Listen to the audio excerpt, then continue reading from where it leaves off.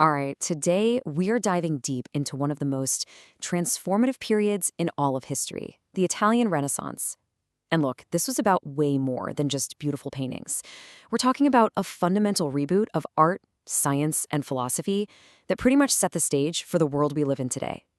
So let's kick things off with a huge question, one that really gets to the core of what the Renaissance was all about. See, this era wasn't about creating something from nothing. It was about rediscovering the incredible, lost genius of ancient Greece and Rome and using that ancient knowledge to light a brand new fire. So, here's our game plan. We'll start by looking at the world just before this awakening.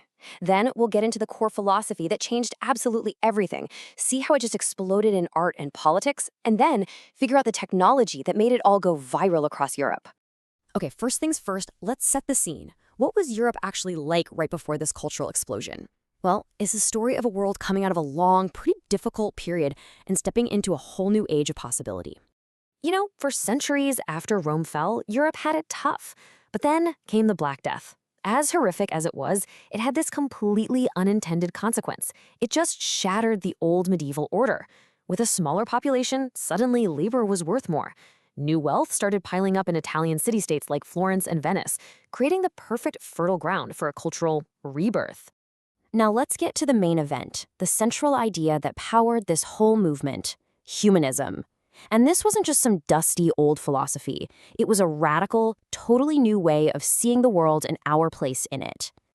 At its heart, humanism was a massive shift in focus. Instead of life being seen as just, a waiting room for the afterlife, the humanists celebrated human dignity, our potential for greatness, and the importance of knowledge and what we can achieve in this world. And this was a huge change in thinking. Society basically pivoted from this collective, deeply spiritual mindset where the community and the church were everything to one that celebrated the individual, your unique talents, your public achievements, your success right here on Earth. That's what started to matter. Thinkers like Pico della Mirandola just captured this new spirit perfectly. He argued that we aren't locked into some fixed place in the universe. No, he said we have this incredible potential to achieve almost anything through our own intellect and will. It was just a revolutionary and, frankly, empowering idea. And these guys, these were some of the intellectual giants who laid the groundwork. You had Petrarch literally hunting down and rediscovering lost classical texts.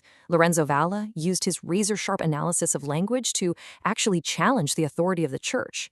They weren't just reading old books, they were using ancient wisdom to build a brand new future.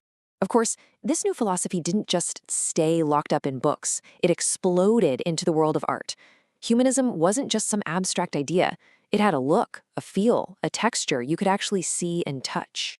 You can see the change almost instantly. Medieval art was often kind of flat and symbolic. Its main job was to tell a religious story. But Renaissance art, it became realistic, emotional, and deeply human. It celebrated the beauty and the complexity of people and the world around them. And artists got to this stunning realism through some seriously groundbreaking techniques. They started studying anatomy to draw the body correctly. They mastered geometric perspective to create this incredible illusion of 3D space. And they drew tons of inspiration from the balance and harmony of old Roman architecture. And this, of course, was the age of the masters.